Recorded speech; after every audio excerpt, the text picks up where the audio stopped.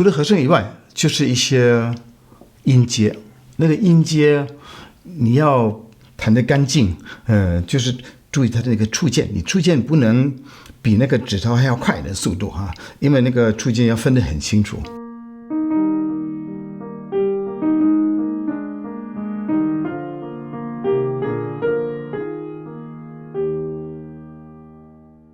大家好，你们钢琴弹了几年都知道 Clementi 这个名字就听起来像意大利人，其实他大部分时间都是生活在英国。他父亲是意大利人，他母亲是德国人。他1752年生在罗马，就是比海顿晚20年，比莫扎特早4年，所以他就是古典的时期的一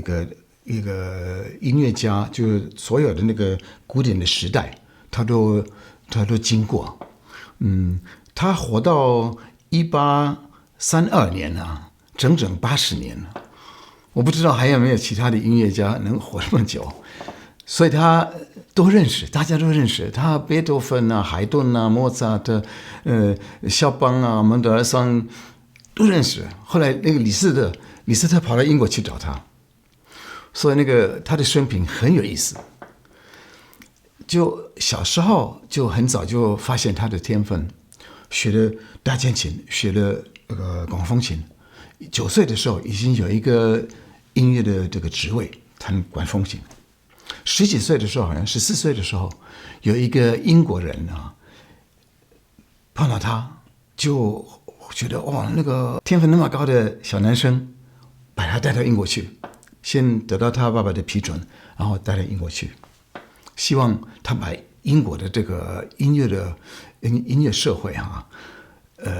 给他一些贡献。结果在他那边住了7年之后，7年之内就磨练他的技巧，自己在那边弹练习，写了一些曲子。出来社会就开始演奏钢琴，不是钢琴，应该是大键琴，那时候还没有钢琴，演奏大键琴，然后指挥乐团啊，组织音乐的节目，很出名。他真的是一个欧洲人，因为他之后在欧洲这个演奏旅行，好几年。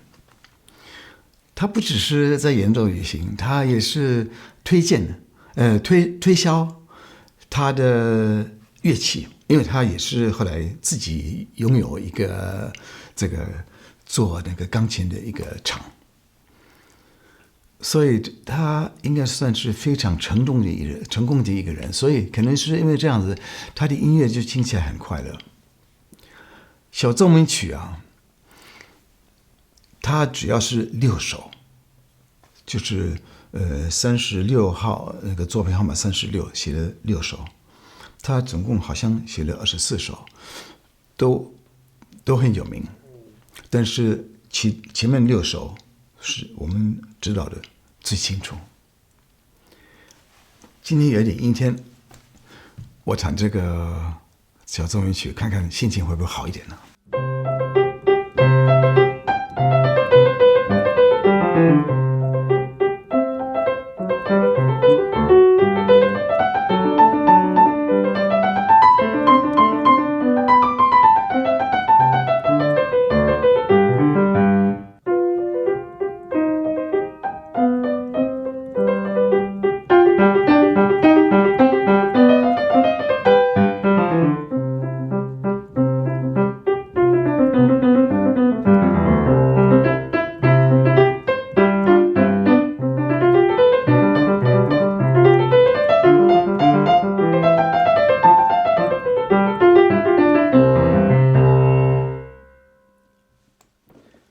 我们所欣赏的就是小奏鸣曲，它那个结构很清楚。因为它的主旋律就是一个3和声、3和弦组成的，就是 C 大调，它是这样，不然就是都是这个和声。除了和声以外，就是一些音阶，那个音阶你要弹得干净，就是注意它的那个触键，你触键不能比那个指头还要快的速度啊，因为那个触键要分得很清楚。然后你要力度控制好，因为你一个音阶你就完全是照同样的力度，那就不好听。你看看你这重音是在哪里，或者是这样就比较俗气，就是往上一直高声高声，你中间然后上面有点轻，这样会比较好听一点。还有这个，很多古典的奏鸣曲都会有这个伴奏，你就那个大拇指放着留着，然后因为大拇指它出来的音要最小声，主要是下面那两个可以这样子练习。它这个内容应该不是很复杂的啊，但是它第二段开始有点紧张，有一个小故事，不晓得发生什么事情。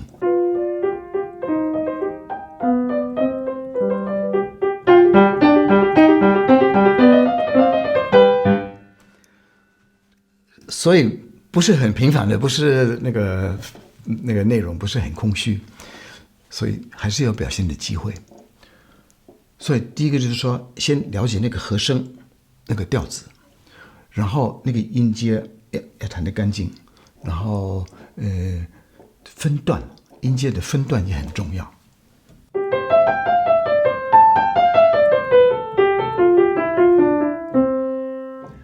不能通通一个，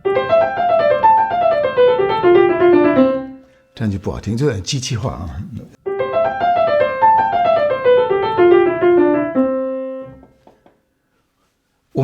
我们弹一个旋律啊，要考虑那个好像那个声乐的一些道理。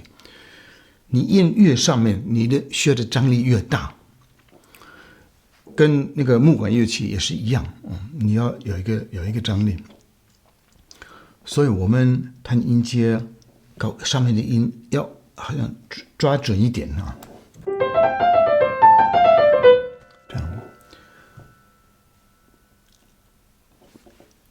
第二乐章，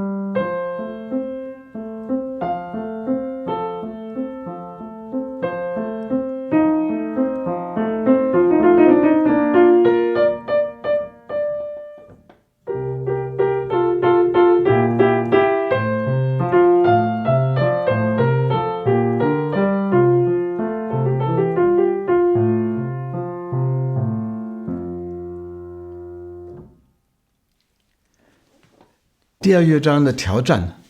就是把那个上面的音弹得出来一点。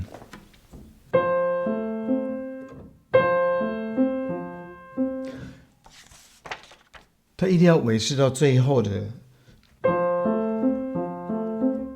现在还能听得到。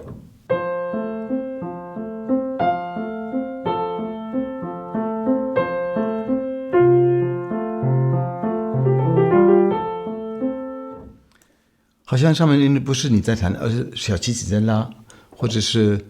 那个双簧管在吹，这种感觉就是完全跟伴奏完全两码事。在第2乐章慢的乐章可以用一点踏板。第3乐章。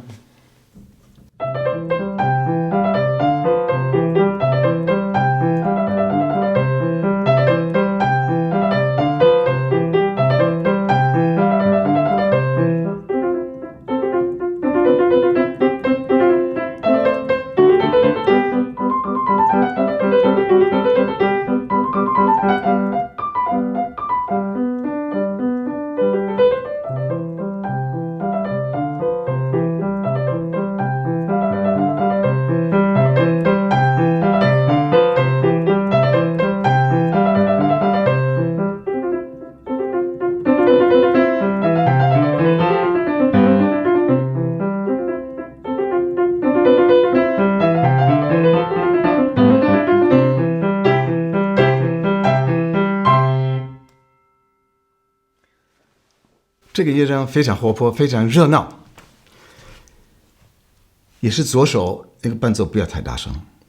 但是你看，主要是一些音阶，你有没有感觉？然后那些音阶你要弹得快哈，那个手指要弯一点哈，所以你触键比较直接，这样的音会比较硬一点，但是比较容易控制。弹快的时候比较简单一点。我弹完这3个乐章，我觉得手热热的哈，所以很舒服。小奏鸣曲啊，它的好处是，它不会给你一个什么难题啊，它保持一定的范围，在技巧上，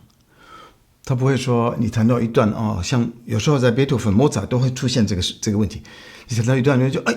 这个要怎么弹不晓得，弹不下去的，就是有这个程度的差异。这个完全不会，这样弹起来很轻松，很快乐。试试看，把心情提高一点。